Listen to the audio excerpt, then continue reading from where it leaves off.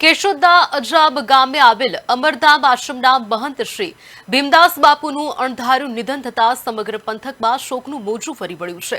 આશ્રમમાં ભજન ભોજન અને ગૌશાળા જેવી સેવાકીય પ્રવૃત્તિઓ ચલાવતા બાપુની શ્રદ્ધાંજલિ રૂપે અજાબના વેપારીઓએ સ્વયંભૂ ધંધા રોજગાર બંધ રાખ્યા હતા।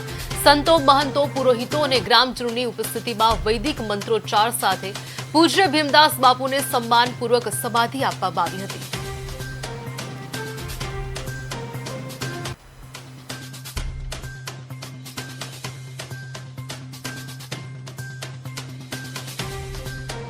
તે સ્વધામ પધાર્યા અને આજે એની સમાધિ છે।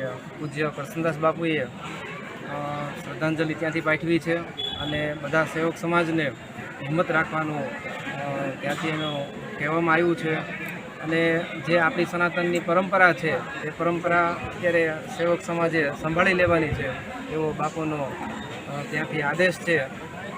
આજે બધા સંતો અને સેવકગણ બધા મળી એ આત્માને શ્રદ્ધાંજલિ આપણે આપીએ।